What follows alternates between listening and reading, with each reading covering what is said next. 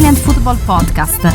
Hello everybody and welcome to another episode of the Italian Football Podcast. I'm Carlo Garganese, joined as always by Nima Tabali. On today's show, we will react to a dramatic weekend of Serie A action. The Scudetto race takes another massive twist as Napoli dropped 2 points at home to Genoa in a thrilling 2-2 draw at the Stadio Maradona, which means that Inter are now only 1 point behind Napoli with 2 games to go. Inter completing a memorable week as after beating Barcelona in the Champions League, their reserves overcome Torino and a Monsoon as they win 2-0 in Turin.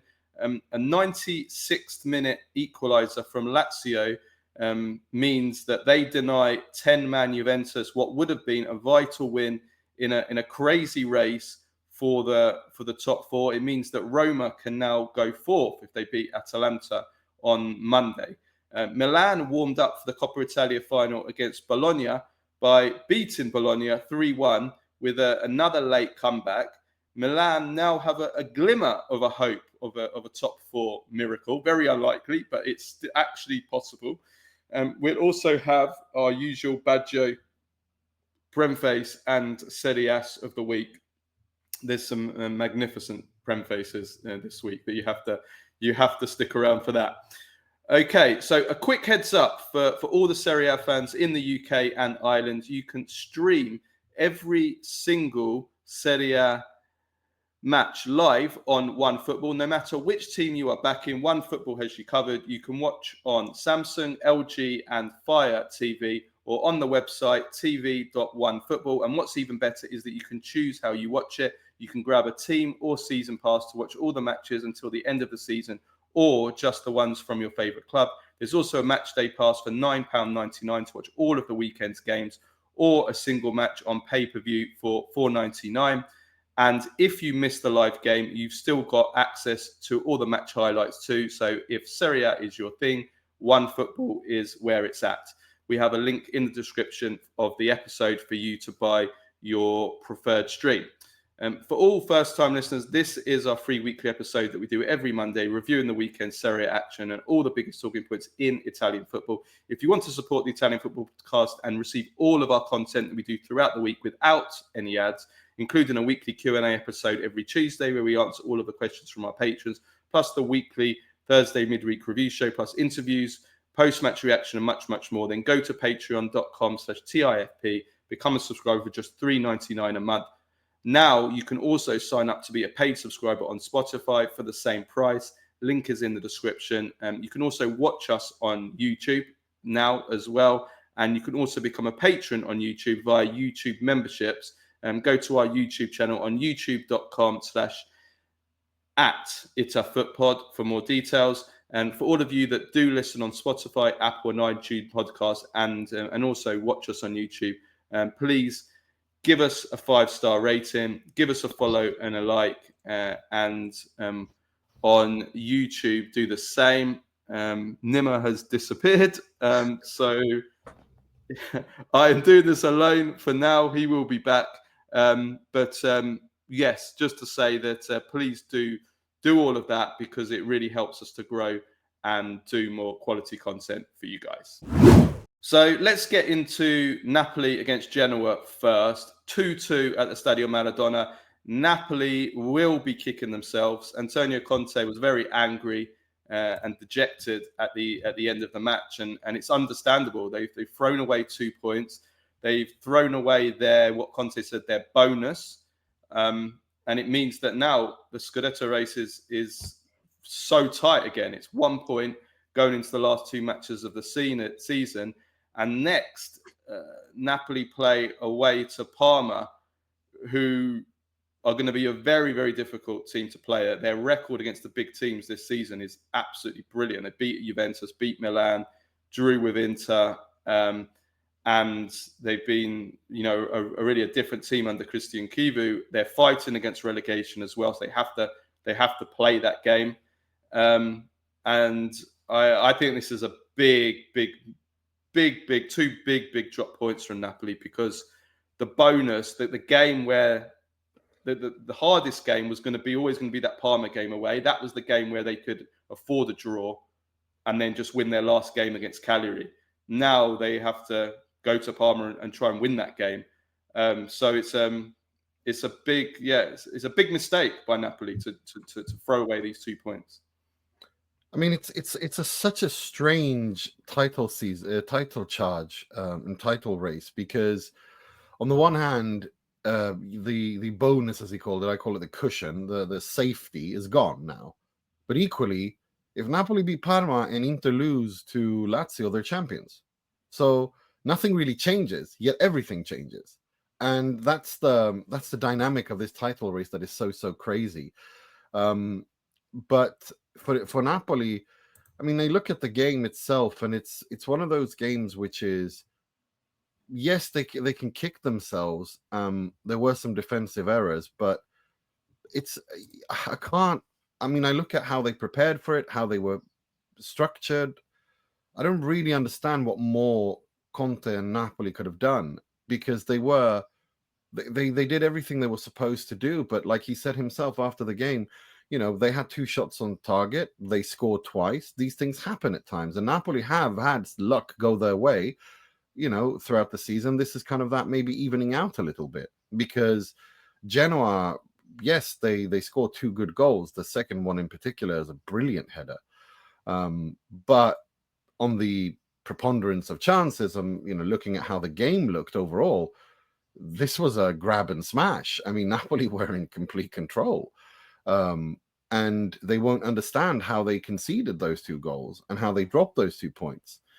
But having said that, like, it's an interesting one, because, like I said, on the one hand, nothing changes, yet everything changes. Because if Inter lose to Lazio, which could happen, Lazio are still very much in that top 4 position, or they're in that top 4 race.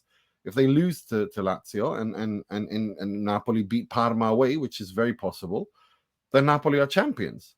Yet if Napoli don't win against Parma and draw and Inter beat Lazio, Inter are one point ahead of Napoli. It really is a crazy title race at this point. Every single point is worth its weight in gold. I think I never expected Napoli to win all their games between now and the end of the season. I didn't think this would be the game that they dropped the points, to be honest with you. And I agree that they deserve to win this game. I don't think they played particularly well first half. Genoa, kind of the second part of the first half, Genoa got on top, and they had a 5-minute spell. They hit the bar, and then they scored. But the second half, Napoli were completely dominant. The goal, the equaliser at the end, came out of nowhere. I think we can criticise Napoli's defending on both goals to concede 2 crosses. If Buongiorno's in the team, they probably don't concede both of them. There's that. But ultimately, if Napoli don't win the Scudetto now, then I think they've lost this against the smaller teams. They've dropped so many points this season against small teams. The draw against Venezia, they lost to Como, draw at home to Udinese, draw at home to Genoa, losing to Verona. This is their record against the big teams has been one of the best in Serie A. It's been really, really good, certainly compared to Inter, who have a very bad record against the big teams this season. So if Napoli were to lose the Scudetto this season, it's because they've thrown away points against the smaller teams. If there's one criticism I can make of Antonio Conte in this game, is his decision to start Lobotka, which could be massive now ahead of that Parma game. Because if Lobotka is now out of that Parma game, that is absolutely massive. That is the game where you need Lobotka. You need him away at Parma. You didn't need him in this game. We saw that. I disagree with that. I think it showed that they needed him in this game. Because when he went off, Napoli lost control of the midfield. Yeah, but now he's injured. They played him unfit, and he's injured. Now he's going to miss the rest of the season. He's going to miss the Parma game. They needed him. No, but they needed him. They need him, period. And they don't have any options. And I get why he played him. He took a gamble, and he had to gamble it because they needed him against Genoa because they couldn't control the midfield in the way that they wanted to impose themselves. Yes, they dominated possession and they were much more structured, but the way that Lobotka balances and allows you to control the midfield, They Of didn't. course, They he's didn't do that. irreplaceable, but you have to sometimes you have to lose the battle to win the war. And they it's backfired now, because now he's going to almost certainly going to miss the Parma game and maybe miss the rest of the season. And they didn't win the game anyway. He went off after 10 minutes, so he would have been better off not playing him or put him on the bench, and then he would have been back with the injury that he had. He would have been back for the Parma game. Now they're going to go to Parma away from home.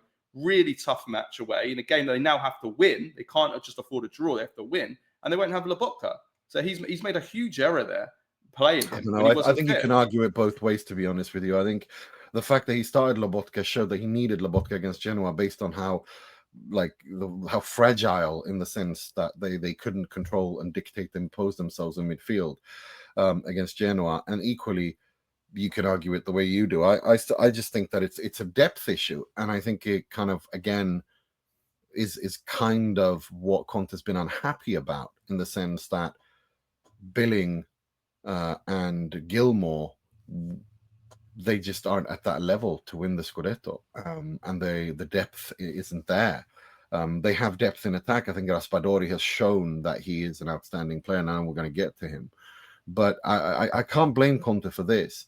But it's funny, I just want to pick up on that point about the small teams, because that's kind of why I've been critical of Inter as well. I think the Genoa, Parma, and Monza games where Inter drew away from home, that's 6 points that they've thrown away against the smaller teams. And it's interesting, because this title race this season, compared to the previous ones where we've had teams finish north of 85 points, this is a title race that is very interesting, in the sense that it's not a title race where it's like, it feels like a little bit like you're stumbling over the finish line, a bit like Sarri's Juve when they won the Scudetto, and he was sacked unceremoniously after getting knocked out of Champions League that COVID season. It is interesting in that sense, that it's a title race of who makes the fewest mistakes and wins it, as opposed to who wins it and wins it, if that makes sense. And it's true, it's kind of, it applies to both Napoli and Inter. And if you look at it that way, yes, you can say losing Kvara, all that stuff does Conte is right, but equally, you expect Antonio Conte's Napoli to be able to win those games. I have to say one thing though on that point, that there is an argument to say that this could be the worst Serie A champion that we've had since the 20 team in Serie A era. I mean, the number of points would certainly allow you to argue that. I mean, if Napoli were to win their last two games of the season, they will finish off with 83, 84 84 points, I believe. 84, if Inter win the title, winning their last two games of the season, Inter will finish on 83 points. Now, since the 20 team era in Serie A, which started in 2005, I believe 2004-2005 season, since in the 20 team era, the only teams that have had less than 84 points are Juventus in 2019-2020, finished with 83 points, but they'd already won the Serie A title with a couple of rounds to spare, and they just threw those last two games. Otherwise, they would have had more points. And then Milan in 2011 and Inter in 2010 both had 82 points. I mean, Inter in 2010 were also going for the treble. Like they are now. They're not treble, but they're going for the Champions League. Are we talking about treble, Club World Cup, mate? Treble. Yeah. But yeah, so basically, Marocco's treble. Yeah. So that's the one. That's the one he won. Yeah. Like he literally he wants the money. He wants the money. 200 million. That's what I mean. That's the one he wants. He's got like this. I bet by his bedside, he's got like this photo of the Club World Cup like next to his nightstand, like just basically like sending kisses. The point is that this is going to be one of the worst Serie A champions that we've ever had. Now that might sound crazy considering Inter could be Champions League winners, but we're basing this on what we've seen in the Serie A season, the quality of both Napoli and Inter, how they've played, what their performances have been like, how lackluster both teams have looked at times, dropping points to small teams, and also the quality of the opposition. It's been a season where it's been Milan and Juventus in banter era. We've had, even some of the other opponents not been the best either. So I think there is the argument to make that this will be, one of, if not the worst Serie A champion in the 20-team era in Serie A. No, I don't. I think that's a bit too harsh. I think if we look at the actual football play, the quality of the Serie A this season is one of the worst I've seen, without a doubt. Like generally across the board, from 20 to first, the quality of the football played. I'm surprised at that, because I think when you look at the teams on paper, I think there's an argument to be made that the quality of the players is actually pretty decent on paper. It's just that overall, I feel that they haven't been able to, with a few exceptions of, Bologna, some of the football they played has been unbelievable.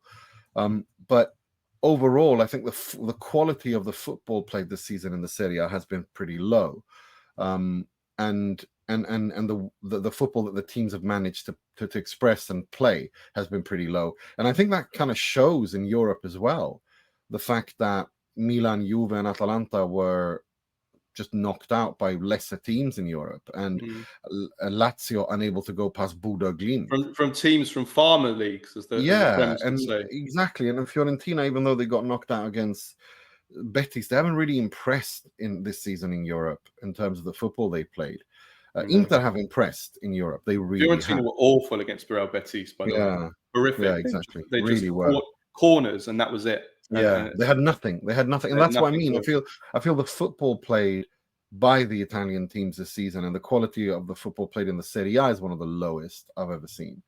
I think if I look at that Napoli squad, and I will maintain this, that if Antonio Conte were to win the Scudetto with this Napoli, it is his Mona Lisa. It is his masterclass. This Napoli team has no business being in a Scudetto race at this point in the season, and they are massively overachieving.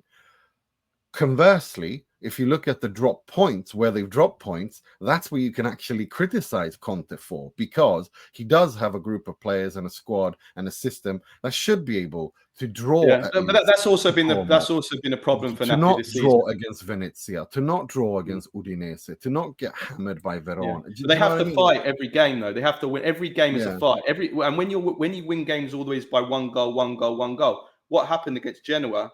Even in a game where you deserve to win, there's always a possibility, because if you're one goal ahead in a game, you're only one lucky break or one cross and one great moment or great header, as it was in this case from Vasquez, brilliant header. You're only one moment away from slipping up. So yeah, that has been a problem. I just got to say before like in the last 11 seasons, the team that has won the Serie A 10 times out of the last 11 seasons, the team that has won the Serie A has been the team with the best defense. This is a league where the defense wins you the league. The only one time it didn't was Juve, Sarri, in 20, where they didn't have the best defense. Inter have the fourth best defense as we're recording this now. Napoli have the best. It's going to be tight. I really, I've thought Napoli are going to win this. I still think that they're probably the favorite. It's theirs to lose, because again, Parma, Genoa, Cagliari, these are very winnable games, considering where Napoli put themselves in, and they do have the quality to win this. And if they don't do it, it'll probably be a bit of a choke job. And I think we'll know this Sunday or this weekend who they play, what will happen. Because I mean, look, Patrick Vieira, former Inter Juve player at Genoa. We'll know after this weekend who the champions are. I agree. Yeah. We'll know who the champions are. Cristiano Chivu, the former treble winner, being the coach of Parma as well. There's that angle too. But it's a fascinating. It's a fascinating. Let's move on. I want to talk about Kevin De Bruyne, because Napoli are in talks with both Jonathan David, who they now are head in the race for, and Kevin De Bruyne. Now, I want to talk about Kevin De Bruyne because this is an incredible story. So, multiple reports that Napoli are in negotiations with De Bruyne to sign him on a free transfer. His contract expires at the end of the season. De Bruyne is strongly considering the offer. His wife has been to Naples to look at the place, to look at houses. Giovanni Manna, the sporting director, flew to Manchester to speak to De Bruyne directly last week. So it looks like it's a deal that could happen. The tricky point, obviously, is the salary. 23 million a season he gets at City. So obviously Napoli, he's going to have to take a big pay cut. But it seems like De Bruyne, he's got an offer from MLS, Chicago Fire, but it seems like he wants to ideally stay in Europe. He still thinks he can play at a high level. So is this a good move for Napoli? I think if Kevin De Bruyne goes to Napoli, I think it's a brilliant move. I think when he's fit, he is still a class act. He's still a class act. You can, even if you look at his numbers this season, he's only had, I think, 17 or 18 starts in the Premier League. He's got 7 assists. That makes him one of the best creators still at the age of 33. He's going to turn 34 in June. That still makes him one of the best creative players in the Premier League. He's still a goal threat. The slower pace of Serie A will suit him. He's got that experience. He's a winner. I know I've argued on this pod a lot that Napoli have an aging team. But Kevin De Bruyne is an exception to that. You bring in Kevin De Bruyne, you'll get 2 top seasons out of him, especially if you lose Anguissa on a free transfer or on a transfer possibly in the summer. I think you take him. The only question mark for me is his injury situation. He's been getting a lot of injuries in the last 2 seasons, especially hamstring injuries. That's the concern about his injuries. But in terms of his quality, I think it would be brilliant signing for Napoli. And if you go Antonio Conte, who loves to hammer players physically and train them hard, and he's going to have the Champions League next season to contend with as well. Do you bring in Kevin De Bruyne? I'm not so sure. I mean, it's if he's got those kind of physical injury issues and he's getting on a bit, and he's an acquired taste, and he's a luxury that I don't think Napoli can afford, because again, with Conte's training regime and his injury situation, I have my doubts as to whether or not this is a good idea. Qualitatively, I don't think there's much to talk about. I think he's a fantastic player. There's nothing to talk about there. And I think the whole idea of the reason why he's fallen in love with Naples and Dries Mertens' wedding, and I don't know when they were there and they fell in love with the city, it's just it's a beautiful story. Lukaku as well, trying to bring him over, the Belgian connection. I mean, I think it's great. I hear you, but I would like to think that Conte would adapt a little bit, surely, to someone like De Bruyne. I mean, if he could be, I think Kevin De Bruyne could be to Napoli what Pirlo was to Juventus under Antonio Conte. He could be that kind of, aging midfielder with the class, and also, like you said, in Europe as well. You need players like that in Europe, and I would love to see De Bruyne in Serie A as well. Yeah, I'd love that too. It would be amazing for Serie A to see him.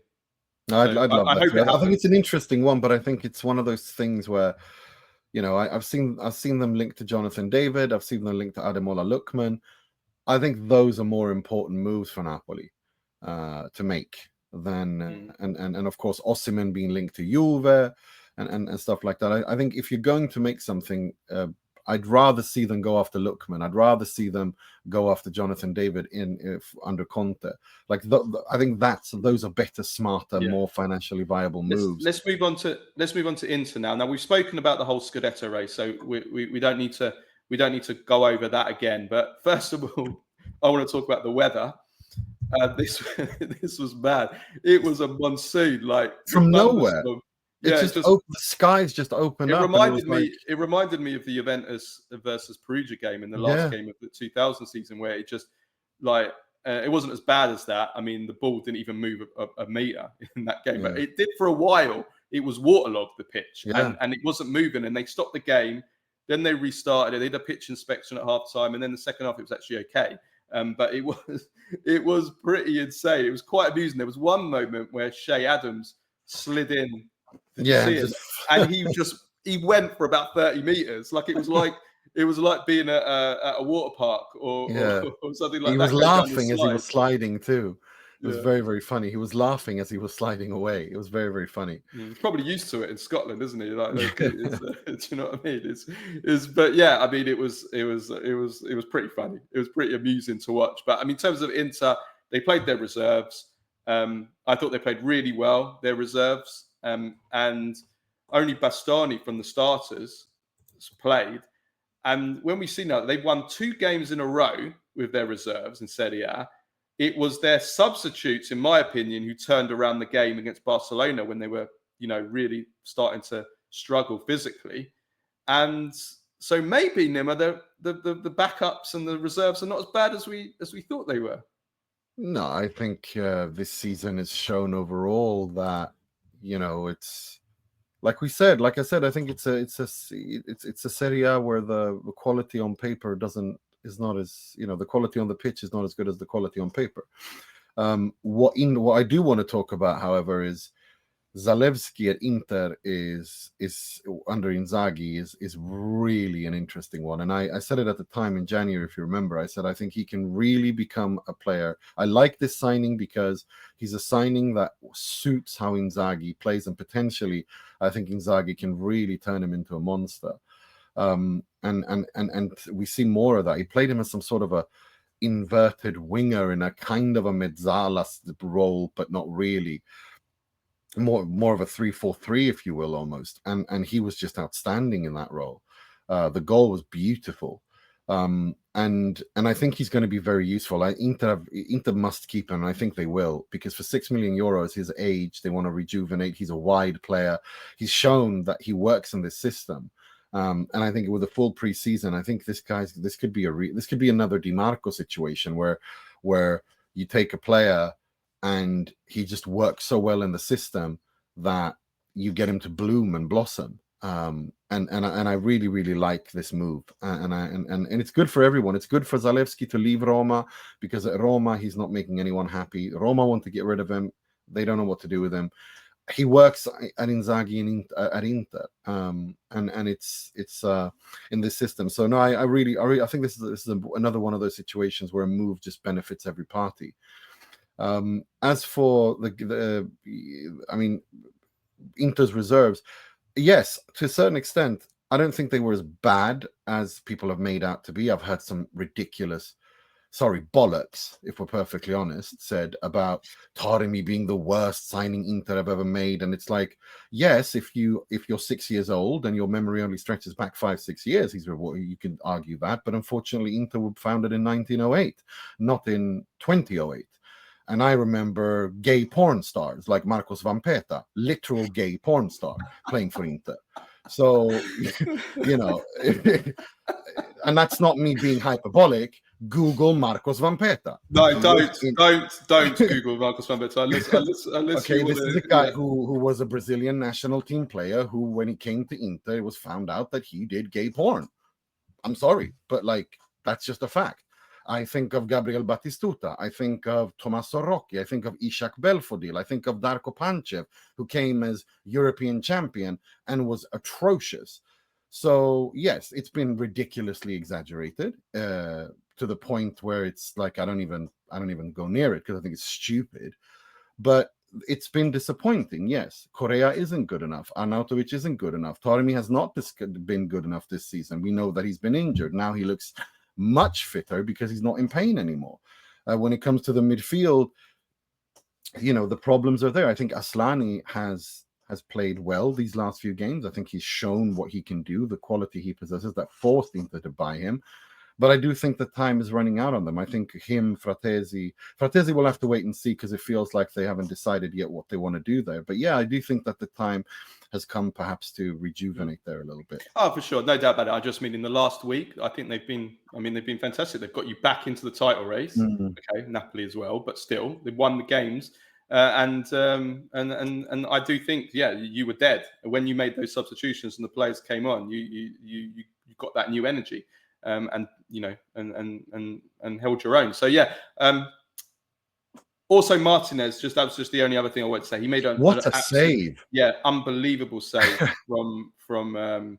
It was like a Donnarumma save, when you got such a strong wrist, like the strength of the wrist. most goalkeepers that would go through the goalkeeper, because it's, you know, the power would go through. Yeah, I mean, no, it's funny because Inzaghi really revealed that he wanted Martinez when speaking about it this game, that this is a player who really rates him. He really wanted him, and that he really believes in him. And it's interesting because I think in the long run, given where Jan Sommer is age-wise, this might have been a smart signing. But it has been one of those situations where he has been kind of, not just him, but Inter have been criticized for, your big money signing last summer as champion was the second goalkeeper, a backup goalkeeper for 15 million. You know, long-term, short-term discussion. And as I said, when Patrick was a guest here, I think for Inter, they don't, ever since the financial meltdown following COVID, they've been looking long-term. Stopgaps to survive now, but they have to look long-term. And I think, you know, if he starts to pay off, then again, it just goes to show that this is an Inter where patience truly is a virtue. From the manager, Inzaghi, patience with him when things aren't going well, to patience with someone like Di Marco, patience with Çalhanoğlu, patience with Mkhitaryan, like Acerbi. Patience is a virtue, and it's really, and it could even pay off maybe with Zalewski and with Joseph. For sure. Let's move on to Juventus now. Lazio against Juventus, which was an absolutely massive game for the top four race. Juventus were leading 1-0 and looked like they were going to get 3 massive points, which I think probably would have potentially been decisive in getting in that top 4 place. But now that's all turned around, and they draw 1-1, which means that I'm recording this before Atalanta versus Roma, which means that Roma can now go 2 points clear in 4th, and it's now, as we speak, it's out of Juventus's hands now, and they're at big risk, and that is all down really to, well, there's a number of reasons. If it depends how big a picture you want to go, but in this game in particular, it's down to a moment of stupidity from Pierre Kalulu. Juventus are 1-0 up. And in that second half, they're in complete control until Kalulu's red card. I don't think Lazio, I actually know, because I looked at the time. Lazio, up until the red card after an hour, Lazio had an XG in the game of 0.13 at that time. They'd done nothing. They created nothing. They were playing awful. I thought Lazio were awful after the red card up until the last 5 minutes of the game. I thought Lazio played a horrendous game. We'll come to them in a minute. But because of Kalulu's red card, Juventus end up dropping 2 points. It's a moment of mammoth. So he strikes Tati off the ball. It wasn't struck in. Can you not hear me? No, I can hear you. I'm just saying. Oh, sorry. You were going. I thought you were going. I can't hear you. No. Yeah. You said his head's gone. Yeah. I mean, his head's gone. It wasn't in the face. Hell was that? It wasn't in the face, right? Tati simulated there, holding his face, and he should be booked himself. But it's if you see the incident, it's a red card. The only issue I have here is, and I'm not arguing against the decision to send him off, because if you see it after the game, you've got some tech wizards, probably not tech wizards, but you've got some people that zoomed in on the image or video available, and you can see that he strikes it. So I'm not disputing that it's a red card. Ultimately, it was the right decision to make. The issue I have, and this is a massive criticism of VAR, and it's completely unacceptable. I don't know how many cameras they've got in the stadium. Yeah. The issue I have is the ref was sent to the monitor, and the image or the video angle that he was shown was basically from Mars. Now we saw it because we saw it. It was zoomed in. We could see it wasn't just the one that we saw. We could see him looking at it. Now the issue I have is, number one, how is that the only video, the image that we've got? And number two, I have to say that, and look, I'm not arguing that it wasn't the right decision, because it was the right decision. What I'm saying is that the referee cannot make that decision to send him off based on that video. You can't make that. You have to have a close-up. So the whole protocol is a joke. It's ridiculous, because it's not clear enough to make that decision to send him off. It's the right decision. It's the right decision, but you can't make that decision. No, my criticism is also the camera angle. I couldn't believe that was the one they looked at. I was laughing, and because you could see while he was looking at the screen what image he was looking at. So it's, that was the one he was looking at, and it was a weird angle. I'm just saying it's lucky really that it was the right decision, because that easily could have been the wrong decision based on They should have better angles. They should have better. That could easily have been the wrong decision. And if that was the wrong decision, then Juventus have every right to be furious, because it could cost them Champions League qualification if it was the wrong decision. It was the right decision. But I'm saying equally the game against Bologna where Remo Freuler was not given a penalty, one of the clearest things I've seen. I mean, we can go back and forth like this. The same thing with Inter when they had one of the clearest penalties not given. They're 1 point behind when they lost to Roma. I mean, we can go back and forth on that. Yeah, we can go back and forth, but I'm talking about this game in particular. But the point is they need better angles. I agree with that. I couldn't believe when the camera showed the referee looking at the screen, and they showed the image from the above, like someone flew a drone over the stadium. It was, I laughed. I really laughed, because it was a stupid. I can't believe they don't have. Because we know that they have 36 cameras at least at the stadium, because in order to follow the regulations, we've been taught that. And it's like, why is that the best one? You know what I mean? I don't want that to take away from the moment of stupidity from Kalulu, because but it's a shit angle. But it also sums up Juventus as a whole this season. This comes 2 games after Yildiz gets himself sent off with a moment of stupidity, violent conduct, which means that he misses these 2 games where Juventus needed to get at least one win and a draw out of these 2 games to keep the top 4 in their own hands, which now out of their hands. They could miss out on Champions League qualification. If they miss out on Champions League qualification, it's because of this indiscipline. And it just also sums up the naivety of Juventus and Juventus players this season in general. And this has been done by one of the so-called experienced players, Kalulu. Yeah. He's one of the elder statesmen. He's 25, 26 years old. He's won a Scudetto. He's been there. He's supposed to be one of the leaders in terms of the younger players in this team. And it just shows how the environment and how everything that's been done this season at Juventus, it's just, they're just not men. They're not men. They're a bunch of boys still. And they've thrown away another lead. How many points Juventus have thrown away this season from winning positions is absolutely off the charts. And just in the last two games, they're ahead against Bologna. They end up drawing. They're ahead against Lazio. They end up drawing. The other Roma game, which was their other hard game in the run-in, they were ahead against Roma. They end up drawing. Now, this has been going back all season. There's been so many games, so many late goals they've conceded. They conceded a 96-minute goal here. There's been so many games where they've thrown away points. When Cambiasso was pissing around with it in his own area, loses it. The game against Lecce, there was another one. And this just sums up really Juventus, that they're just not a team of men. They're a team of naive young little boys. It's funny you mention that, because you could say that losing points late thing about Inter. You can say it about Napoli. You can say it about pretty much a lot of them. And this is kind of, I think, why I tie back to the point about why I think this Serie A, the football played qualitatively, is not as good as it suggests it should be on paper.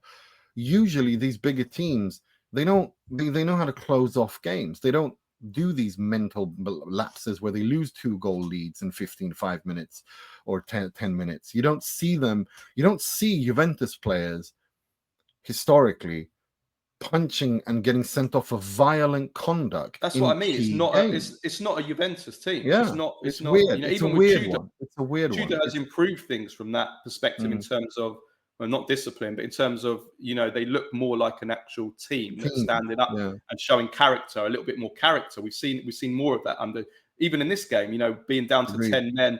Lazio created nothing in this game until the last 5 minutes. All of Lazio's chances came in the last 5 minutes and injury time. When I actually criticised Tudor for some of his substitutions. I mean, he brought on Adzic as a striker and then took him off 10 minutes later, which was bizarre, and subbing the sub. Why did he bring him on in the first place, which for Moani, which was strange. He brought on Gatti, who was clearly not fit, and he's actually at fault. I don't think it was a push on him. I've seen some say that it was a push on him. It was a bit of a push, but I don't think it's enough.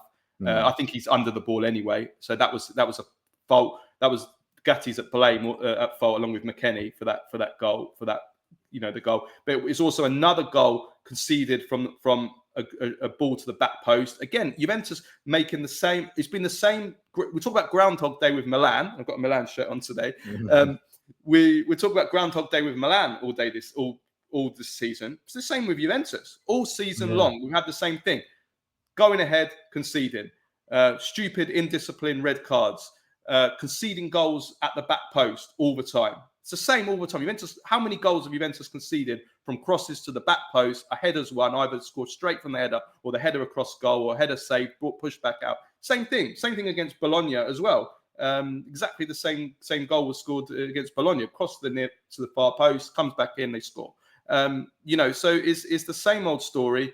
And Juventus now really are at risk. They're very, very much at risk, and it's a total disaster if they don't get into the top four. But the other thing I wanted to talk about, Nima, was again, and I said it last week, that the medical team all needs to all be sacked at the end of the season. Juventus were decimated in this game. They only had 5 first-teamers playing in this game. They now go up against Udinese. They can barely put out a team against Udinese. They've only got one fit centre-back in that game against. They've only got Vega. He's the only fit centre-back they've got. Kalulu suspended. Savona's suspended. Kelly's injured. Obviously, Bremer and what's his name? Cabal are long-term absentees. Cambiaso's injured as well. Gatti's not fit. He clearly wasn't fit. He was limping. Motta even said he was limping. So they have to somehow try and get Gatti fit. And even if they get Gatti fit, who's going to play along with them? And Costa went off injured as well in this game. So I don't know who's going to play wing back. Cambiaso's injured as well. And then Thuram is suspended as well. Let me just say, for a non-existent yellow card. It was a disgraceful decision from the ref. Was way too card happy in this game for both teams. This game was not a game with 10 yellow cards in. It was ridiculous refereeing from Massa. So he's suspended. Coop Miners is still injured. So I don't know, they should beat Udinese at home, but they've barely got a team out. So Juventus are in trouble. But bottom line is, it's unacceptable the number of players that Juventus have had out through a mixture of incompetent medical team, but also the indiscipline, which we mentioned before. It's a cluster F, as you would say. That's what it is. It's a complete cluster F. And also, I mean, the thing is, like, I'm looking at that top 4 race, and it's like, even if Roma were to beat Atalanta, they'd be on 66, Atalanta on 68, Juve, Lazio on 64. Atalanta can now afford, because of these results, Atalanta can afford to lose that game to Roma and still secure a Champions League spot on the weekend when they play Genoa away, or just beat Parma at home in the last 2 games. So this puts Atalanta in a great position as well. And Roma, for me, have everything to win here, because beat Atalanta, then they've got Milan and Torino. And you know what? I'm starting to think they might just damn well do it. Like, it's Milan playing 3 days after the Coppa Italia final as well. They're going to be tired. Might go extra time. We don't know. So it's I mean, Roma might just pull it off, Ranieri. It's unbelievable. I can't believe that this is actually, he might actually do it. I'm in shock. I'm absolutely in shock. We'll know more after. Let me put it to you this way. I think if he does it, if he gets Roma to finish in the top 4, even if Inter win the Champions League, he has to be the coach of the season. Even if he's just been coach of the season for however many games it is, like not a full season. If Ranieri manages to take a team that were a couple of points off the relegation spot and bring them all the way up to top 4, you have to just. He's turned the defense completely around. They have a better defensive record than Inter now. I mean, they've got. It's just. I'm completely just in awe of Nonno. Like, Nonno Ranieri is just. Well, the Pope. We've seen a lot of Pope. Yeah. That is uncanny, that photo, isn't it? Yeah. He looks exactly like him. Well, if Juventus don't get into the top 4, just to finish off on Juventus, I want to talk about Giuntoli. Now, Cristiano Giuntoli risks being sacked by Juventus, according to the people I've been speaking to in and around Juventus. He risks the sack, even if Juventus finish in the top 4. In fact, the people that I've been speaking to say that it's actually quite likely that Cristiano Giuntoli is going to be sacked at the end of the season. That the Exor management and Juventus management, very, very unhappy with Giuntoli, the job that he's done. Remember, this is 2 years in the job. A lot of people seem to kind of mistakenly think this is his first year in the job. This is his second season in the job. So he's had 2 years now, and if they get rid of him, 3 names are being considered at the moment. Giovanni Sartori, obviously amazing work at Bologna, Atalanta before. Ugo Tognozzi, who was previously involved with Juventus Youth, he was the one that was responsible for bringing in so many of these great young players like Huijsen, Sule, Yildiz. So he's got a very good track record. A bit like Monsada at Milan, like very good at identifying young talent. And then Frederic Massara, who was the former Milan chief. These are the kind of 3 names that are being considered. But Giuntoli, I'm told, is actually more likely than not he's going to be sacked at the end of the season. And to be honest with you, Nima, I've got to the point now.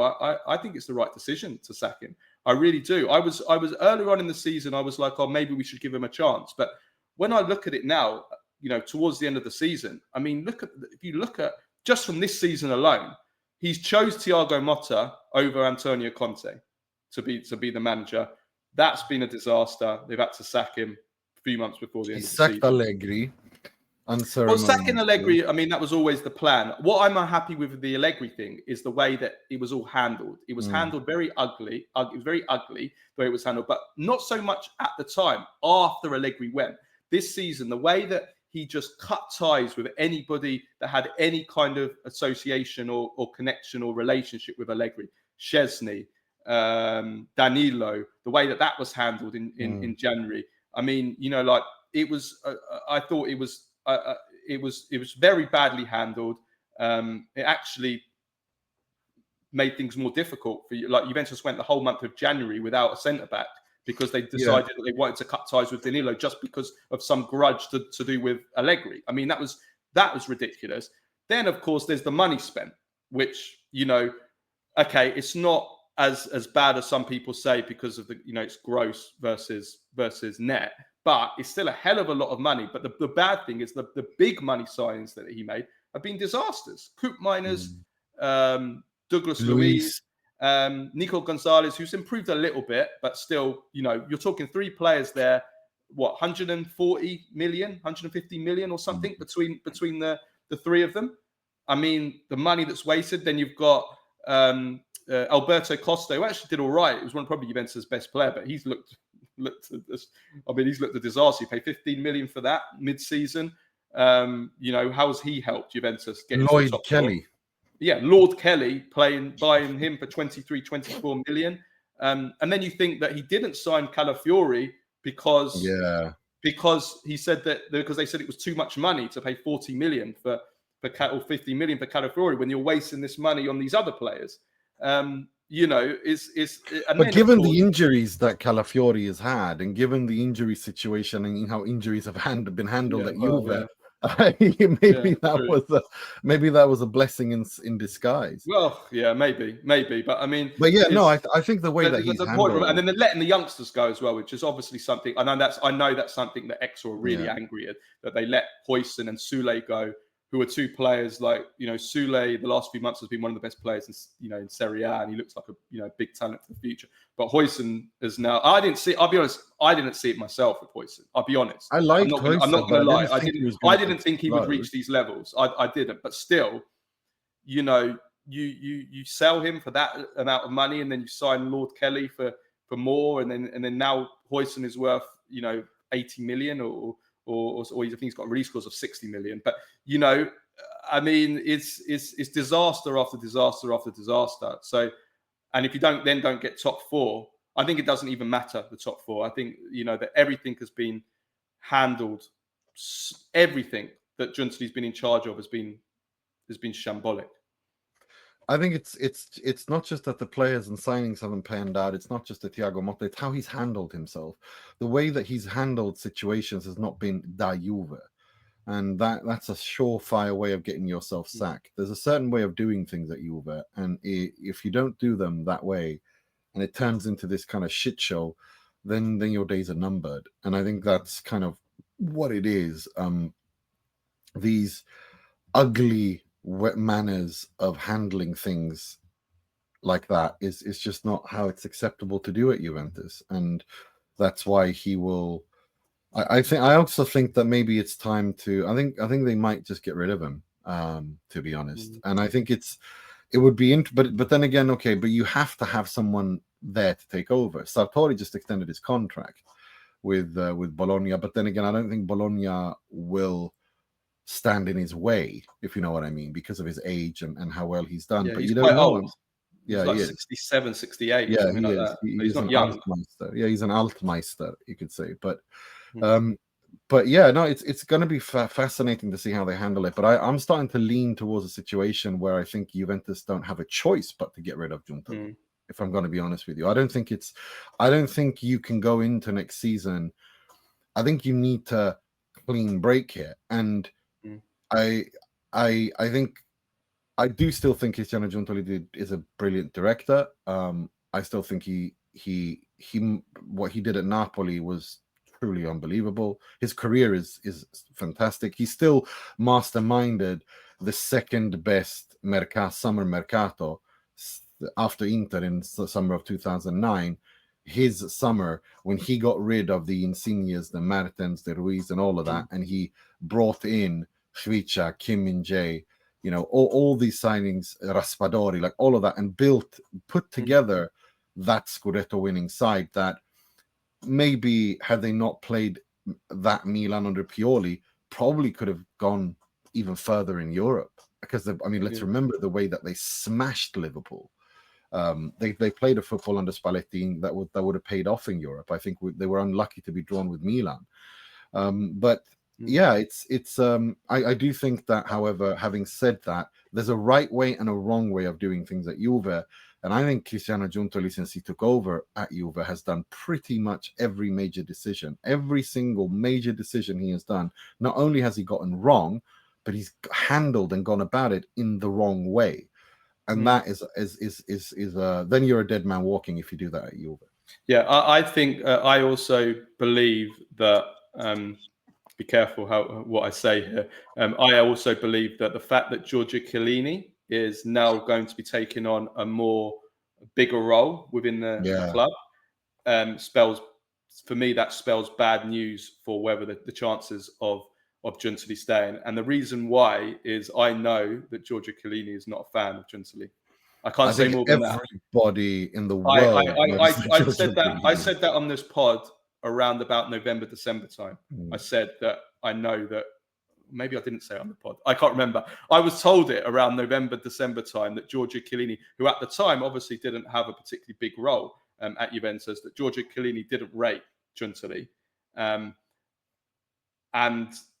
the fact that now I'm seeing that Giuntoli and Elkan and Chiellini and Elkan, and that Chiellini's getting now a bigger role within the club going forward, for me, that suggests to me that Giuntoli's on the way out, because I think that I'm not sure whether Chiellini would have accepted a role knowing that Giuntoli's going to be there next season.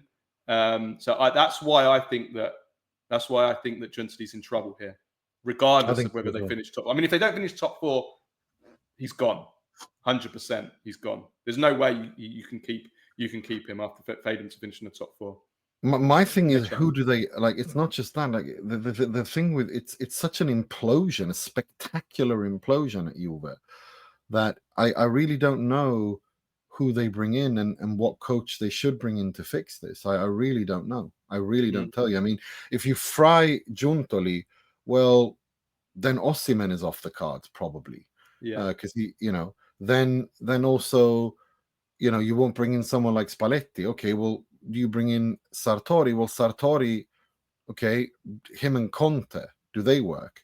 Do you bring in Petracchi, who is Conte's best friend? But Petracchi, is he? He's not there anymore. But is he good? Is he of the quality? Like, do you know what I mean? Like, he hasn't been active enough, I don't think, has he? Exactly. Really I'm trying to, like, this jigsaw puzzle that I'm trying to put together. Okay, do you put in Ricky Massara and you bring in Paolo Maldini? Who knows? I mean, do you know what I mean? Like, Can you imagine you it? bring in Massara and Maldini. Maldini reportedly was a Juventus fan when he was a kid. Yeah, he was. That's the rumor. Yeah. No, it's So not rumor. Maybe he wants to go to. Maybe he wants to go to Juve. I just want to do just for social here. So this is damning on Cristiano Giuntoli, but also some of his predecessors as well. But especially on Cristiano Giuntoli. So look at this Juventus 11 that we can put together, a best Juventus 11 of current players that they sold, right? Look at this team and then tell me whether you think it would actually beat the current Juventus team. So we can make up a system of a 3-4-2-1. Goalkeeper, Szczesny. Defenders, centre-backs, Matthijs de Ligt, Dean Huijsen, and Christian Romero. Then in midfield, we've got on the wide midfield roles, Riccardo Orsolini and Coman. And then in the centre, we have Nicola Rovella and Dejan Kulusevski. Then as the attacking midfielders, we have Paulo Dybala and Matthias Sule. And then in attack, we have Moise Kean. And on the subs bench, we have Corny De Winter, Draguzin, Spinazzola, Cancelo, Nicolucci Caviglia, Mandragora, Rabiot, Federico Chiesa, and Cristiano Ronaldo. Do you think, Nima, would that team beat the current Juventus team? I think that starting lineup does, but that's not on Giuntoli, though, is it? I mean, he didn't sell Kulusevski. He didn't sell... No, not all of them, no. But we can't blame... Quite a few of them he did sell. I think the Dybala thing, I think they had to move away from him too. I can't blame him too much. Just like Cristiano Ronaldo, they should never have signed him in the first place. That's what got them in trouble to begin with. Moise Kean, Sule, Rovella, Dean Huijsen. There's four. I mean, Szczesny. Cristian Romero, Cuti Romero. I mean, yeah. That was before him. But I mean, we're talking about four, and then you got a few there from Paratici, a few from after Paratici. That's the thing, though. It also sums up how badly Juventus have been run. That's exactly what I was going to say. Post Marotta, if anything sums up the cluster F that has been Juventus, it is this. Between Paratici and this guy, I don't know. I couldn't begin to tell you who's done worse, because Paratici laid the groundwork for the implosion, and Giuntoli has just not been able to stop it. Paratici lit the fuse, and then Paratici lit the fuse dynamite under the house, lit the match, and blew then it up. Giuntoli poured oil on gasoline. Exactly. Once everything was blown up, Giuntoli came with a tanker that said water on it, but instead it was gasoline. Like, it's just like that's what they've done. Now the explosion and the detonation is all dear Fabio's. That's all on Mr. Paratici. Yeah, he completely destroyed. Anyway, listen, I've had enough of depression. Lazio quickly. I want to say. Lazio were abysmal in this game. I'm sorry. I'm not going to have the fact that they got a 1-1 draw out of this against 10 men as some kind of, look what Lazio did. Great, spirit and all. Lazio were horrendous in this game. For 85 minutes, they were absolutely terrible. And it was only the last 5 minutes and injury time that they created anything. And, even at the end, the way they scored the goal. I mean, it's... at the end of the day, I don't think this is a good result for Lazio. Obviously, the draw keeps them in it, but I think they needed to win this game if they wanted the top four. The draw means that a draw for Juventus is better than a draw for Lazio in this game. The problem with Juventus is that they now have Roma, who can overtake them. But Lazio now, basically, they have a worse head-to-head than both Juventus and Roma. They have a worse three-way head-to-head out of the three as well. So, and they have to play Inter as well away. So I think it's going to be very, very difficult for Lazio to get fourth now after this result. I think so as well. I think so as well. I think so as well. I think you're right. I think it's between Juve and Roma now. And I think it's going to be very, very hard. I think Bologna and Lazio just ran out of steam. I think for Lazio, it's a positive first season overall, because it's a new coach, a new system. Year zero. Nobody expected them to do any of the things that they've done. They finished first in the league stage of the Europa League, which was an overachievement. I'm annoyed they didn't get to the semi-final, at least the final or semi-final of the Europa League, because I think that was within their grasp. And the top four was just an overachievement. They don't have the quality to be in the top four race. I think this is a good overall season for Lazio. Overall, it's been an excellent season. I'm just a little bit kind of surprised by how quickly, because we were praising Lazio all season about how physically they looked so good and how they combined the two competitions. But then it was like almost overnight, maybe was it kind of like end of February, beginning of March sort of time.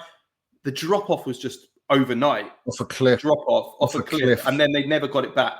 Even in this game, they never, they looked tired. Even in this game, they looked lethargic. They never looked like they were all they were doing was putting it out wide and putting crosses in, which Juventus dealt with pretty easily until just that end stage. So yeah, I mean, but listen, no, it is. But look, I hope that Lazio make it to Europe. I hope they get to the Europa League, and I hope that they're able to spend and continue this project the way that they did last summer, because I think Baroni's done an excellent job. I like watching this Lazio. I do. I think they, I want to see what they can do and take that next step, because they do have some players there that actually work. They have a manager who's very sound tactically. It's the first season in a bigger club, in a club like Lazio, is always going to be difficult when you've never been anywhere near that. I think he's done overall really well. He's managed for the first time in his career to play in 3 different competitions. He's done that decently. The only result, of course, is the Buda Glimt game. They should have won that. But overall, I think it's been a good season for the Baroni year zero project. I agree. Milan Bologna now. So this was a dress rehearsal for the Coppa Italia Final, which is on Wednesday, which we'll preview in just a minute. Groundhog Day for Milan again. They go behind to Orsolini. Great goal from Orsolini. Wonderful goal. Fantastic. 15th goal of the season in all competitions. What a season he's having. Then they fell apart, as Italiano said at the game, which was unlike Bologna's. They've been very solid under Italiano. But it was just the Milan that we've seen all the time. They finished the last 20 minutes of games so strong. They go behind, they come back, they launch a comeback. And then now, Nima, it's very, very unlikely, but there is a glimmer, and the season we've had in Serie A, you wouldn't write it off. There is a glimmer of a hope that Milan could still finish fourth, because they're now 4 points behind Lazio and Juventus. They play Roma.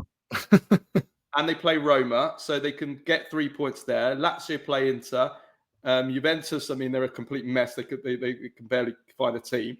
You wouldn't say it's impossible, but I mean it's very unlikely. Yeah. But it's they're, put it this way: if there were 4 games left of the season rather than 2, Milan would be right back in this season, because they are finishing the season well. They're in good form. Yeah, I know it's absolutely mental. This season is crazy. The top 4 race is just mad. More swings and roundabouts and more turns than in a what do you call it? One of those at a carnival. You know what I mean? Like one of these swings and roundabouts. It's just up and down, and it's mad. But look, having said that, I think this is redemption for Sergio Conceição.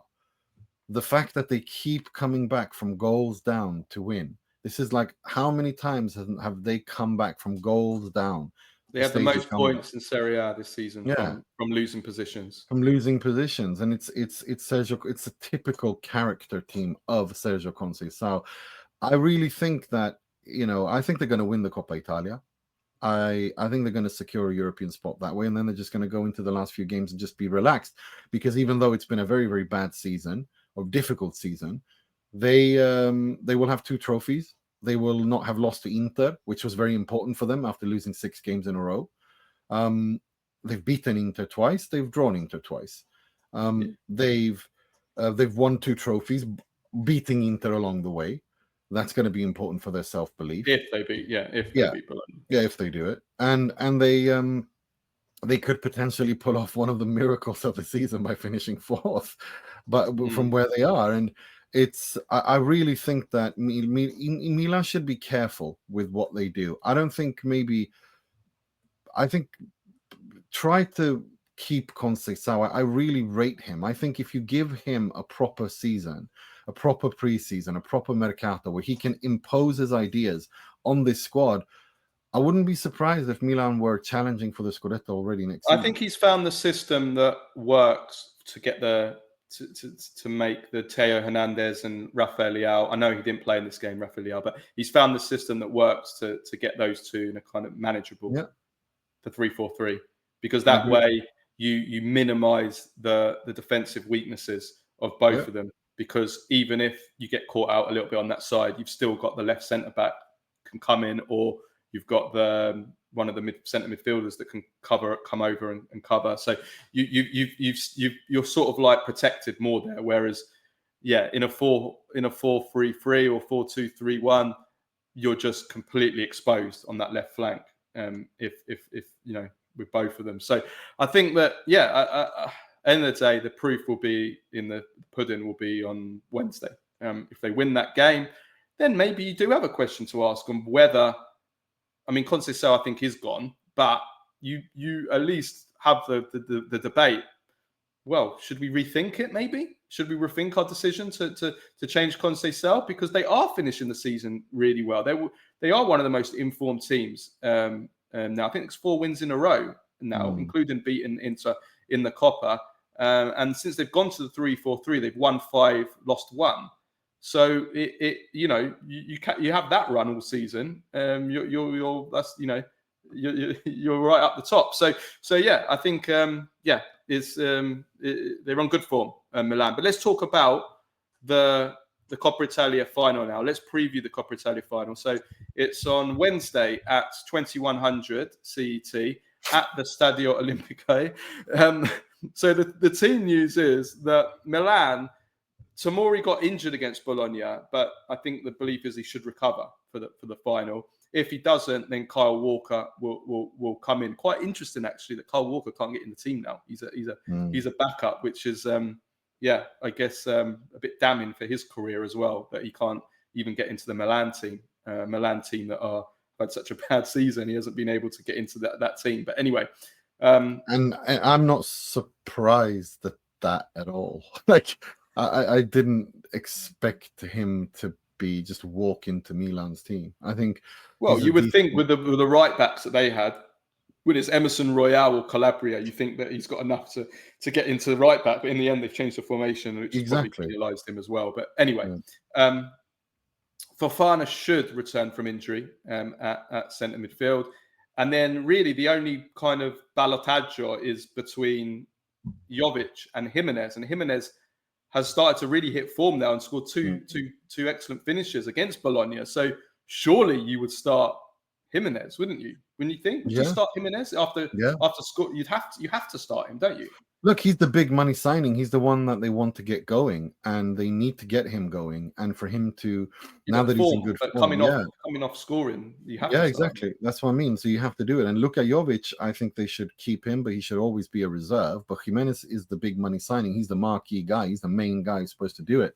And if he scores and Pulisic scores, and they can get Leao in there as well, then they have their top 3, their fantastic 3 up front, all scoring, and I think they should build around them and try to get them as much game time as possible, regardless of who's the coach next season, because those are the 3 big stars that they have, the 3 attacking threat that they have, with Theo, of course, as well. But up front, it's those 3, and they need to get them playing together as much as possible. Yeah, no, absolutely. So probable team for Milan, we're looking 3-4-3, Magnon, then the back 3, Tomori, Gabbia, Pavlovic. If Tomori doesn't make it, it'll be Kyle Walker. Then Gimenez, Fofana, Reinders, and Theo across the midfield. I think that's for certain. And then Pulisic, Gimenez, and Rafael Leao. Or if it's not Gimenez, it will be Jovic, as we said, and that will be the front 3. As for Bologna, so they've got some important players back from injury, and they've got Ferguson and Miranda will come back into the team. Odegaard and Ndoye are kind of touch and go whether they'll make it. So probably you're thinking if you risk one, you risk only one, not both. Pobega and Cambiaghi will come in if they don't make it. And then it looks like Castro will come back into the team to replace Dalinga, who's a player that's really struggled this season, to be honest with you. So Bologna 4-2-3-1. We're looking at Skorupski, De Silvestri, Bukema, Lukumi, and Miranda. And then the midfield, we're looking at Freuler and Ferguson holding.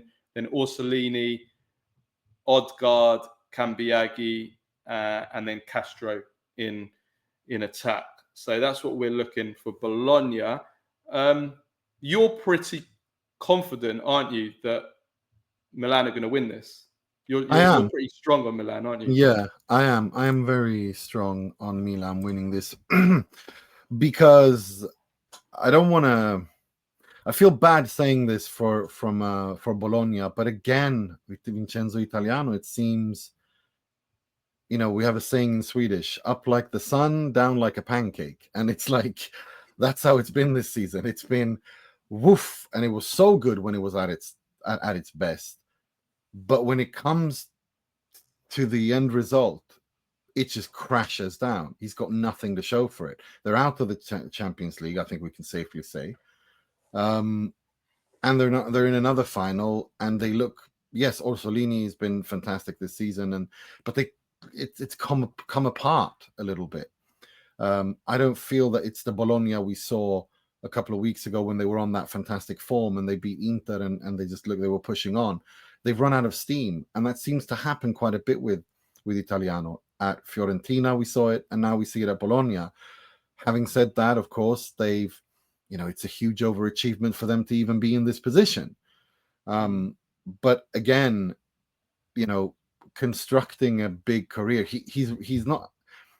I don't like understand what I'm saying here. I'm saying he's done a good job, and the football they're playing is fantastic, but he's running out of, if he doesn't get that filigrina sulla torta, the crowning achievement with a Bologna, with a Fiorentina, it's going to be more of a Spalletti career where always the bridesmaid, never the bride. It would be very, very sad. More than him constructing a career that could take him to the highest avenues and the highest and biggest clubs, because the football he plays in modern football should have him at those biggest places.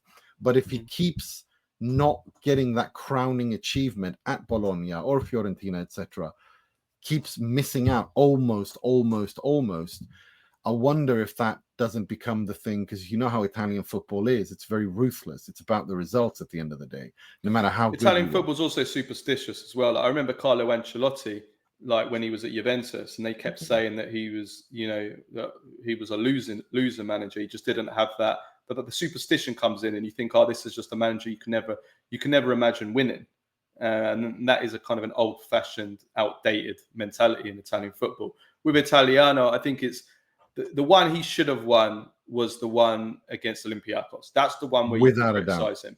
The other finals, you can say, look, they're underdogs to win those finals. And some of them, but the West Ham game, the way that he handled the West Ham final is just, I can't get over that. It was so poorly handled. I mean, they're the underdogs for that, but it was the goals was ridiculous. They conceded from Bowen, wasn't it? Right at the end, it was just that was peak Italiano defending. But I don't think. Listen, I think that if he's doing this at clubs that are expected to win trophies, that he keeps losing finals, then we can say yes, that's an issue.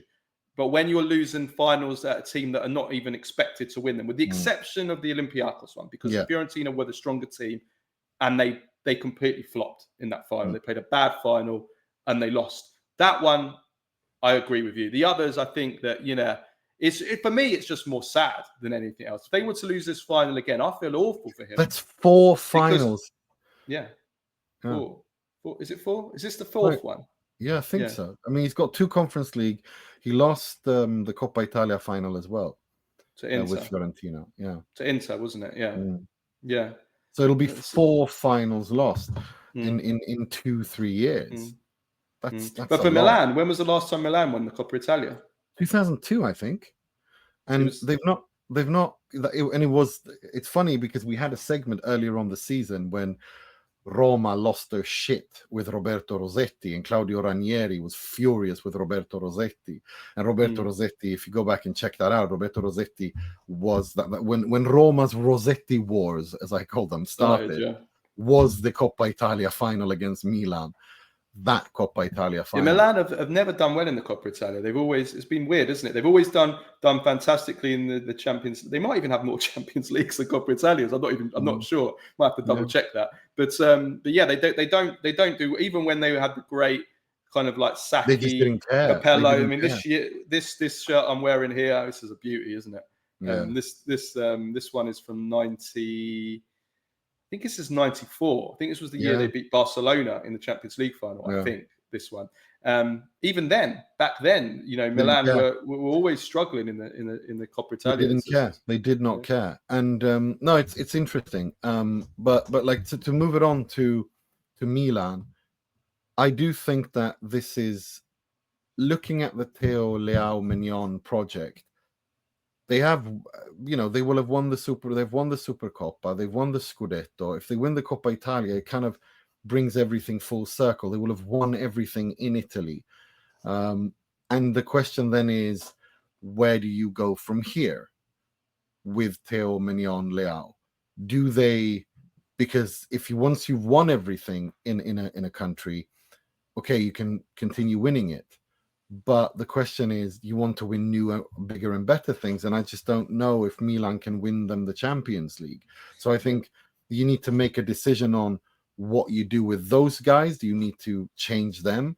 Do you need to, to tie back to the Conceição thing as well? Do you continue with him and then kind of sell them the project that actually, no, it's working with you guys? Want to build and build a core with you guys over the next 4 or 5 years where we win more Scudetti. We want to win number 20.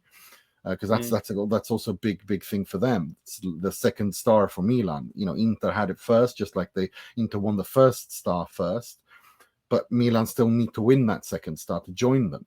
That'll be a crowning achievement.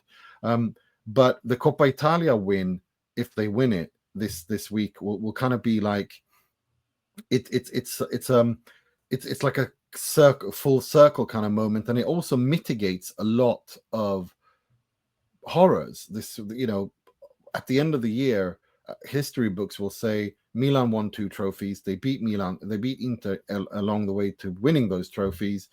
And okay, it wasn't great in the season, but they still came out on top with 2 trophies. They still ended up in Europe, going to play in the Europa League, in a tournament that they've never won, and that's the one they're missing. So, you know, there's mitigating factors. It's not a good season overall, but it's not a disastrous season, if you know what I mean. It's not a flop, banter flop, like kind of thing. Do you know what I mean? It's their first final since 2002, 2003. Not first final. First, it would be their first win. Yeah, the Rossetti final, the Roberto Rossetti against final. Roma. That's and then before that, the last time they won before that was 1977. Yeah. So they've won 5. They've won 5, so they have won more Champions League trophies than they have Coppa Italia. They don't care about that trophy, but I think it's one of those things where they win it. I mean, Maldini won it once, like he just has one, and that's the 2002, 2003. Yeah, when he was old. So it's interesting because, you know, I do think that we're going to see a Milan that really go for this. They want to end the season on a high. Conceição go for it. Definitely. Yeah, for sure, because he's a trophy hoarder, and I'm sorry, but winning mentality. Also, he knows he's leaving, so he's leaving, so he wants to win the trophy. Yeah, I know that, but I mean, overall, the reason what I'm saying is they should keep him if he wins it, because I think that kind of a trophy hoarder at managerial level, like Sergio Conceição, is not. They don't grow on trees, and that kind of winning mentality and character that it takes for a team to come back from goals down and win, that's not by chance that it's him doing that. The fact that he, despite a poor season, could end up with 2 trophies, that's very Sergio Conceição. I think you think very long and hard before you get rid of Conceição to bring in whoever you bring in, if he were to win this final. And also, if you look at, like you said, Theo and Leao in this system, he's found a way to make it work and get the most out of them, whilst also creating some form of defensive stability as well, which is going to be an issue for whoever takes over from Sergio Conceição anyway, unless you sell, Theo. Unless you sell. For sure. We'll talk about that after the game. Nima's going to do a post-match reaction after the game on Wednesday evening. Quickly then, rest of weekend fixtures. So Como beat Cagliari 3-1, 6 wins in a row, but Fabregas admits he could leave the club probably to go to Bayer Leverkusen, which will be a big, big shame. But they're finishing the season fantastically, and I think he's shown himself to be potentially top manager. I think he's done great things there. Empoli 2, Parma 1, Udinese 1, Monza 2. So Monza win a game despite already being relegated. Udinese having a really bad end to the season. Hellas Verona 1, Lecce 1. We'll talk about the relegation race next week when it's a bit clearer what's happening. I mean, that Empoli win just threw a spanner in the works. And then you've got Venezia playing Fiorentina. And if they win that, this relegation thing just explodes because it's so tight now. It is so tight. Nima will be watching the relegation games next weekend rather than watching the top of the table. I think the perfect solution to this is to have the title one day and have the relegation one the next, so we can enjoy both, because both are fascinating. You can certainly enjoy both, right? But I got to say, I'm worried about Lecce. I have to say, I honestly think I've got this feeling that Venezia might just pull it off, and I have a really bad feeling that Lecce might go down. But Empoli have a really easy run in as well. Yeah. So, or in terms of on paper, so they're not. I think they're not out. They're not down either. I think they've got a chance of saving themselves as well. I actually think like the teams that should be out of danger, like Parma, and is it Cagliari and who's the other one? Like they're not, even though they've got a nice points gap there, they're not completely out of the woods because the teams below them could easily win their games. So Verona. I think it's going to go down to the Verona. Yes, I think it's going to go down to the final game of the season. Yeah, Cagliari, Verona, Parma, Lecce, Empoli, Venezia.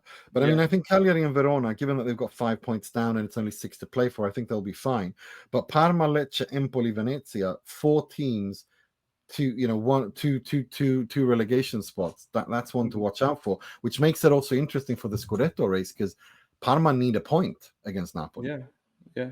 And the same bad for Juventus as well, because Venezia play Juventus at home last game of the season. I think it depends. If Venezia win against Fiorentina, that's bad news for Juve, because they'll come out there with even if they're in with a chance of saving themselves in the last game of the season, it's bad news for Juventus. Unless they're relegated already, Juventus is very bad news for Juventus. Let's finish off with Baggio, Premface, and Serie ASS of the week. So Baggio, I've got first of all the whole of Inter, and in particular Francesco Acerbi for the Barcelona victory in the Champions League, and then I've also got from the Champions League as well. I've got Gigi Donnarumma against Arsenal. Three saves, 3 incredible saves, but the one from Martin Odegaard is just unreal. It's unreal. It's just a miracle. I don't even know how he managed to say that. The reaction speed, I saw it somewhere what the reaction speed was. It's just like should not be possible. Certainly not for a guy that's 6'6". That's got to get up from up on the top of Mount Everest down to Satan's balls. To do that, I mean, like unbelievable. What a goalkeeper! What a goalkeeper! And that's going to be a big head of the Champions League final. It's going to be fascinating with the Milan connection against Inter, the form that he's in. And he's being linked to Inter as well as a free transfer. There's been like these murmurs that Marotta is working on that relationship for him to not extend with PSG and return him back to Italy. If he done that, if he moved to Inter, Milan, I would not want to live in Milan if I was Donnarumma and playing for Inter. I think the Milan fans will will.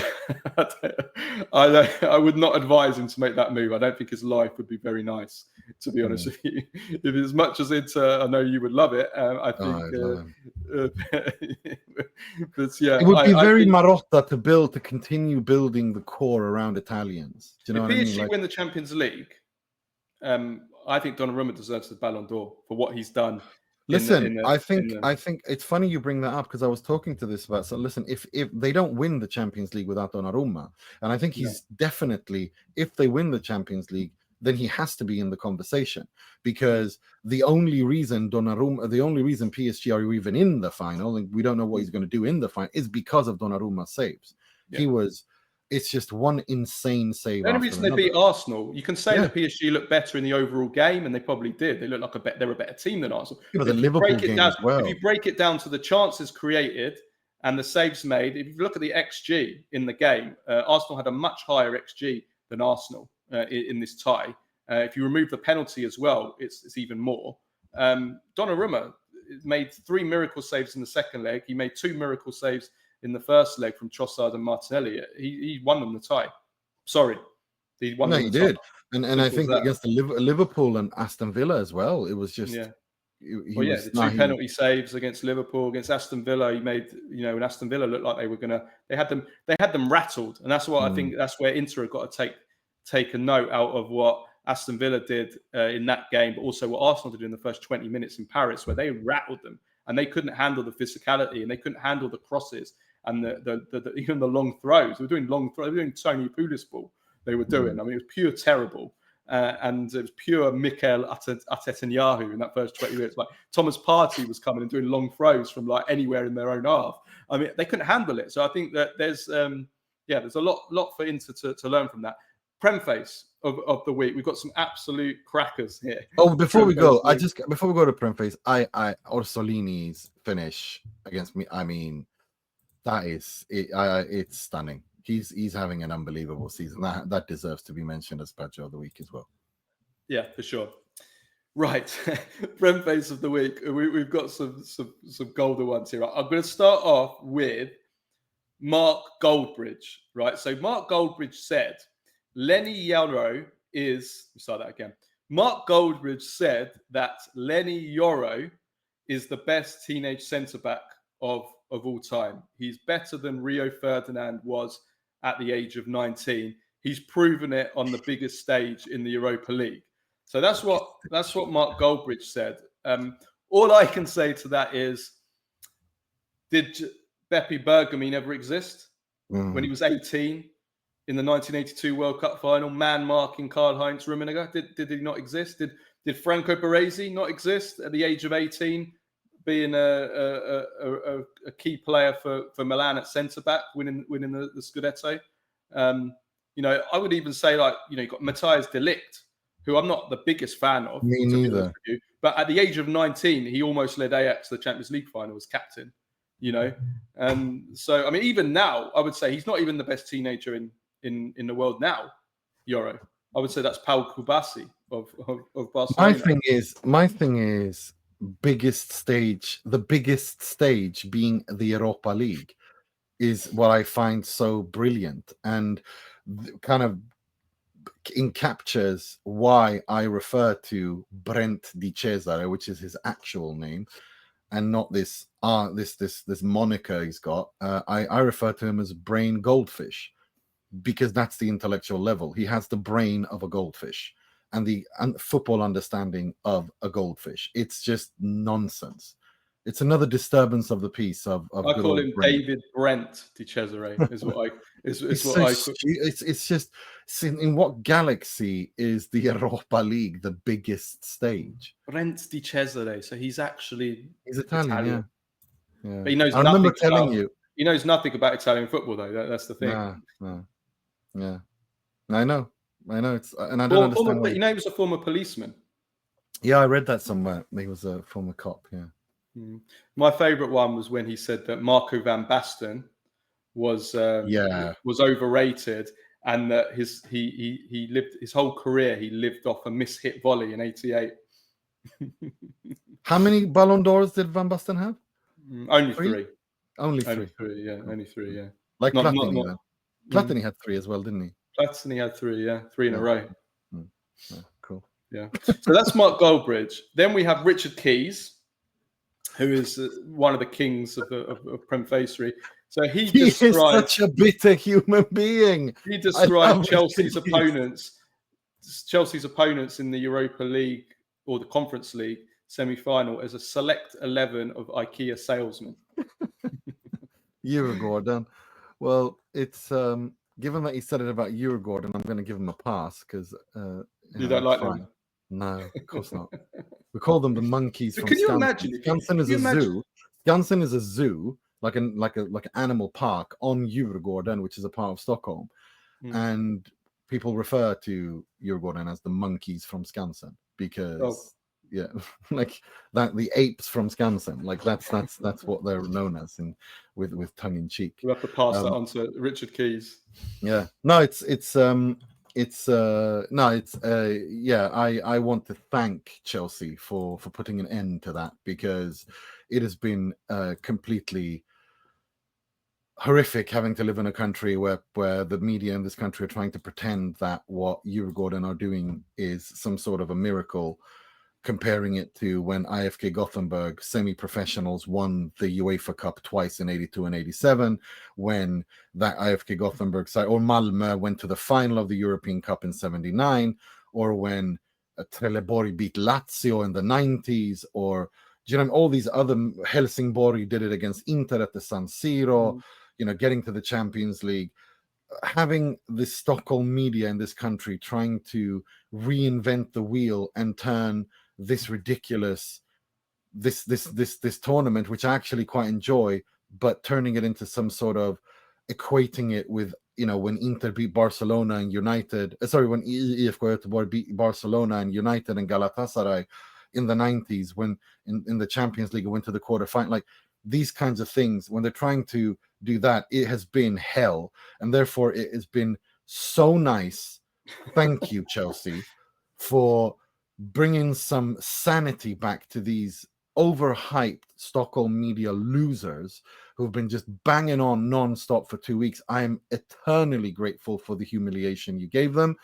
I hope you win the Conference League now as your reward, because it's been just hell having to listening to this word salad and vomit, and the way that they've falsified history. It's just been really annoying to listen to.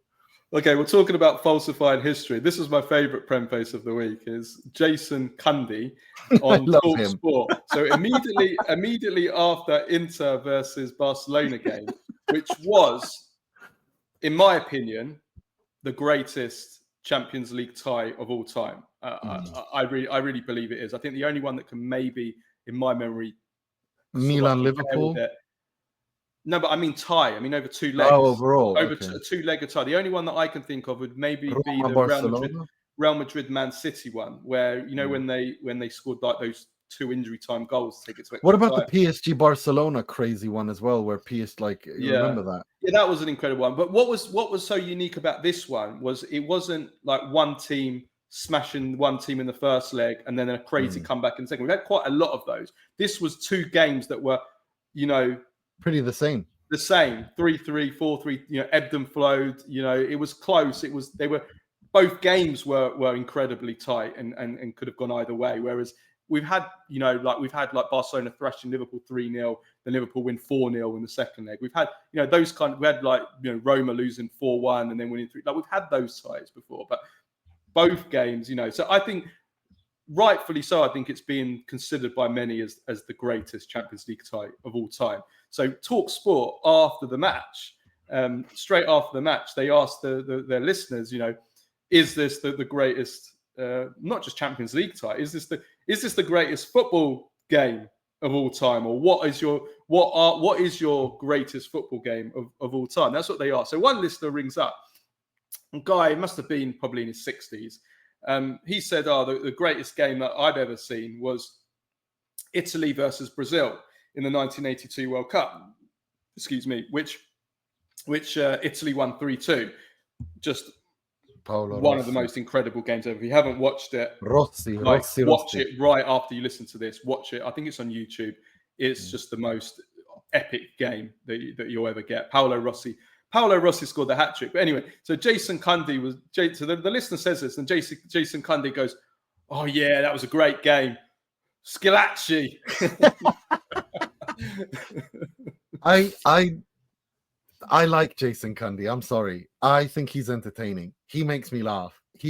There's something about him. He's got this kind of little cheeky kind of twinkle. You know what I mean? Like he's got that kind of look in the eye, tongue in cheek. That just I find it entertaining. He makes me laugh. He really makes me laugh. But yeah, that is because he's a Premface. But that's bad. That's bad. That is the thing is, I can hear him saying it too. Do you know what I mean? I can I don't need to watch or hear the clip. I can literally hear him saying it with conviction as well. Yeah, it's brilliant. Yeah. Shout out to our producer Ned who sent me that, and I was laughing so much because I actually watched the clip. I watched the clip as well. The way that he said it, he was like, "Oh yeah, 3-2 Italy, 3-2. I mean. Oh, yeah, that was great, Scalacci." So good. It's like when was it Raheem Sterling and Pele. He was doing a you know what? He's done so many. But he is entertaining. I have to say that he isn't. I find him really entertaining. I do. I get why people listen to him, even though it's probably brain rot and your brain cells, commit ritual suicide when you listen to him. But he is entertaining. It is entertaining to listen to. I'm sorry. It just is. He is funny. He's very, very funny.